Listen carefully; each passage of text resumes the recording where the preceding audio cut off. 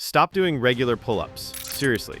While you've been cranking out standard pull-ups hoping for a bigger back, Soviet special forces were using a completely different technique that built twice the strength in half the time. And the craziest part, this method was classified military intel until the fall of the Iron Curtain. What they discovered will completely change how you train your back.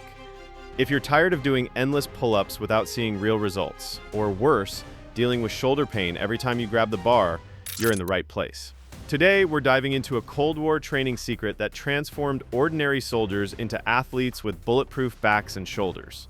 By the end of this video, you'll know exactly how to apply Soviet sports science to your own workouts and finally build the back strength you've been chasing.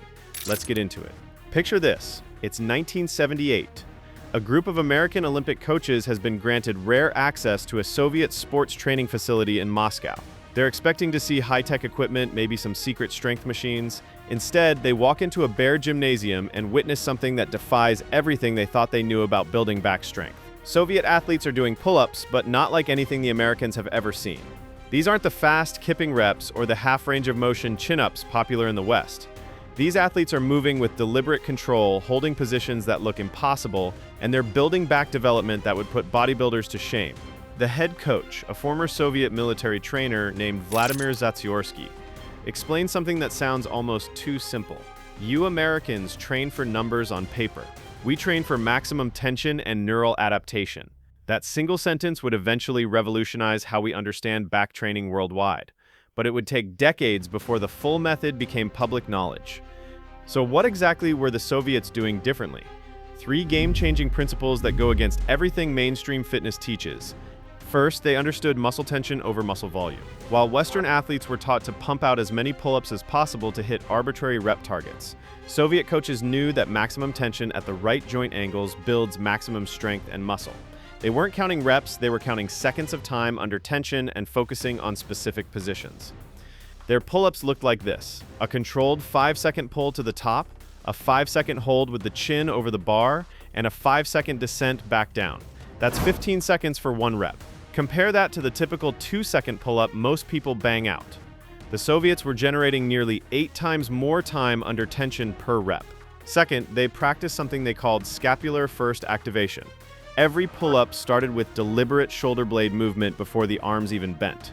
They would hang from the bar, then pull their shoulder blades down and back, what we now call scapular depression and retraction, before initiating the actual pull.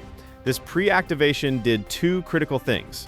It engaged the lats and upper back muscles first, taking stress off the shoulder joints and preventing the shoulder impingement that plagues so many people who do high-rep pull-ups.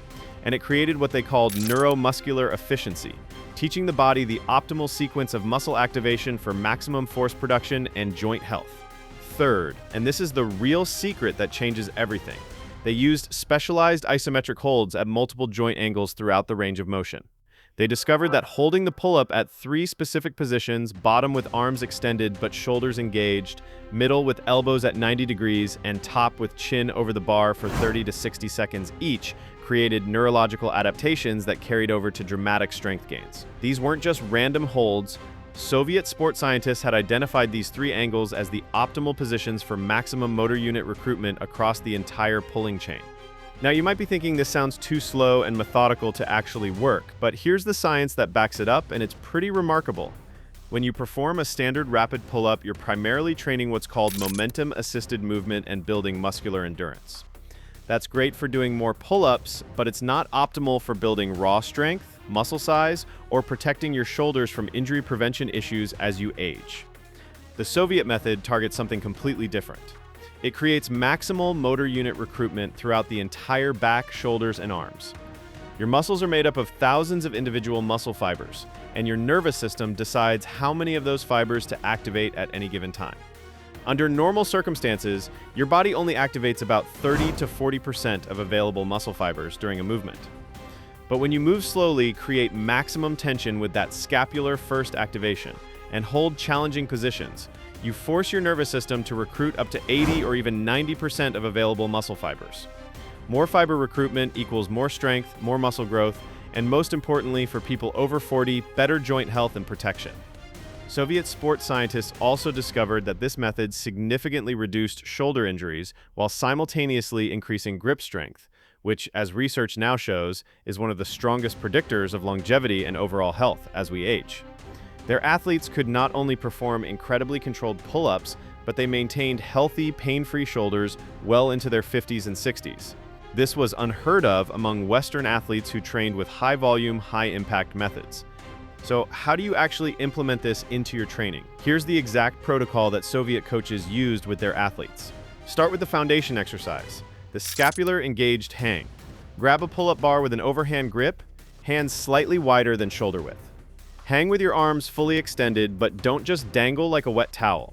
This is the critical difference. Pull your shoulder blades down and back. You should feel your shoulders drop away from your ears and your chest lift slightly. Hold this position for 30 to 60 seconds. This teaches your body the proper starting position for every pull-up and builds the deep stabilizer muscles that protect your shoulders. Once you've mastered the scapular hang, move to the Soviet-style pull-up. Start in that engaged hang position with your shoulders already activated. Take a deep breath and brace your core like you're about to be punched. Now pull yourself up for a full 5 seconds. Count it out in your head. 1 Mississippi, 2 Mississippi, all the way to 5. Focus on driving your elbows down and back, not just bending your arms. This keeps the work in your lats and upper back instead of your biceps. At the top, with your chin over the bar, hold for 5 full seconds while maintaining maximum tension. Squeeze your shoulder blades together, keep your core braced. Don't relax for even a second. Then lower yourself back down for another 5 seconds, maintaining complete control the entire way. That's 1 rep. Your goal isn't 20 pull-ups. Your goal is 3 to 5 perfect reps with this technique. Trust me, 3 of these Soviet-style pull-ups will challenge you more than 20 regular ones. The muscle activation and time under tension is in a completely different league. For the advanced variation that Soviet Special Forces used, add the 3-position isometric hold protocol. This is where the real magic happens. Start in your engaged hang position and hold for 30 seconds. Rest for 2 minutes, get back on the bar, and pull yourself to the midpoint where your elbows are at 90 degrees. Hold this position for 30 seconds. Rest for 2 minutes, pull yourself all the way to the top, and hold with your chin over the bar for 30 seconds. That's 1 complete cycle. Do this twice per week, and within 4 weeks, you'll notice dramatic improvements in your pull-up strength, your back development, and most importantly, your shoulder health. Now, here's something most people don't realize. If you're dealing with chronic shoulder pain, upper back stiffness, or that nagging ache that makes pulling movements uncomfortable, these issues usually stem from years of improper pull-up technique and weak stabilizer muscles. I created something specifically to address this. It's called Reboot Your Body, and it's a simple step-by-step system that shows you how to rebuild strength in all the right places so you can train pain-free. No complicated protocols, no expensive equipment, just the movements that target the root cause of your pain so you can get back to doing the activities you love without wincing every time you reach overhead. The link is in the description if that sounds like something you need. All right, back to the Soviet method. Now, some of you are probably thinking, this seems way harder and I'll do way fewer reps. Won't I lose my pull-up numbers? Here's the beautiful part. No. The Soviets found that athletes who trained this way for 4 to 6 weeks could then return to regular pull-ups and immediately perform significantly more reps than before with better form and 0 shoulder pain. The strength and neural adaptations transferred perfectly to higher rep work. But the reverse wasn't true. High rep training didn't build the same foundation of strength or joint protection. Think of it this way. A gymnast can usually jump into a CrossFit class and handle the pull-up workout just fine. But a CrossFitter typically can't perform the static strength holds that gymnasts do routinely. Controlled strength is the foundation. Build that first and everything else becomes easier and safer. The Soviets were decades ahead of the curve on this. While the Western fitness industry sold us on more reps, more sets, and chasing numbers on a workout log, they quietly built superior athletes with bulletproof backs and shoulders through intelligent tension and methodical control. Here's what most people miss about the Soviet approach. It wasn't just about building strength for the sake of strength. Everything they did served a functional purpose. Their soldiers needed backs strong enough to carry heavy combat loads for hours. Their athletes needed shoulders healthy enough to train intensely for decades. Their coaches understood that injury prevention wasn't separate from strength training. It was built into the training method itself. This is especially important for anyone over 40. Your body doesn't recover like it did at 25. High-volume, high-impact training that might have worked in your 20s will destroy your joints in your 40s and 50s. The Soviet method offers a smarter path. Build strength through tension and control, protect your joints through proper activation patterns, and create a training system you can sustain for life, not just for a few years until your shoulders give out.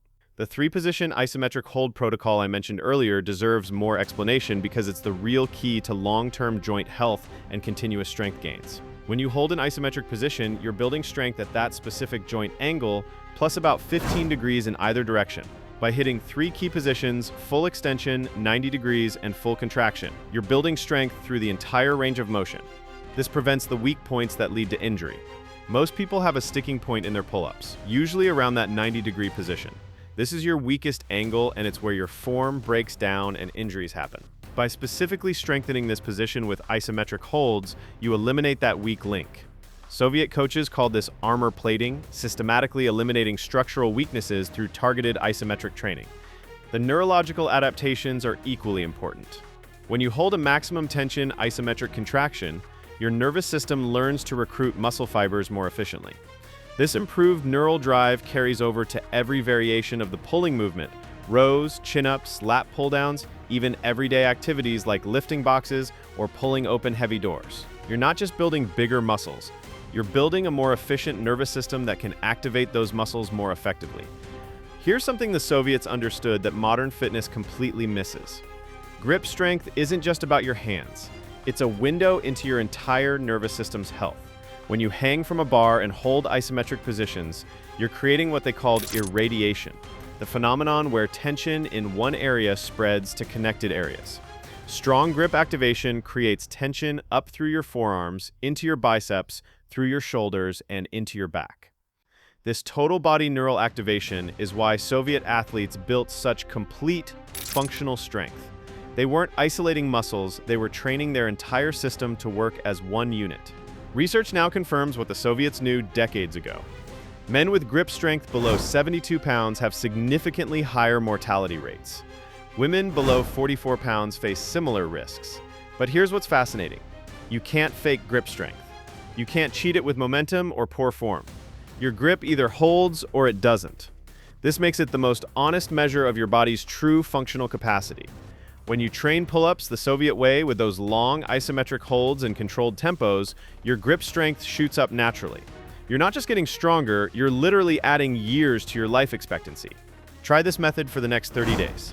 I guarantee you'll see changes in your back development, pulling strength, and shoulder health that months of regular pull-ups never delivered. Your grip strength will improve, which, as I mentioned, is directly linked to longevity and overall health. Your posture will improve because your upper back will finally have the strength to pull your shoulders back naturally.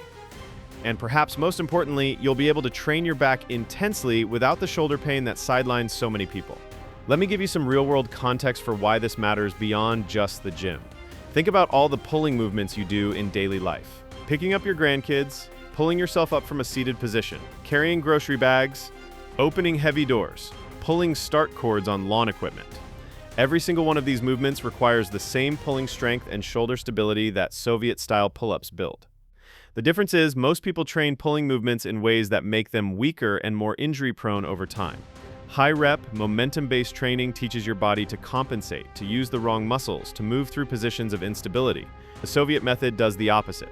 It builds strength in the positions where you're most vulnerable, teaches proper muscle sequencing, and creates stability that protects you during everyday activities. This is what training for longevity actually looks like. Not endless cardio or high-rep circuits that beat up your joints, but intelligent strength work that makes your body more resilient with each session. The Soviet approach isn't flashy. You won't be setting rep records or posting impressive numbers on social media, but you'll be building real functional strength that lasts. You'll be protecting your joints instead of destroying them, and you'll be using a training method that's been proven effective for decades by some of the strongest, most resilient athletes in history. If this video opened your eyes to a completely different way of training your back, smash that like button and subscribe for more content where we uncover training secrets that actually work for people over 40. Drop a comment below telling me what other Soviet-style training methods you want me to cover next. And remember, train smarter, not just harder. Your joints will thank you. I'll see you in the next one.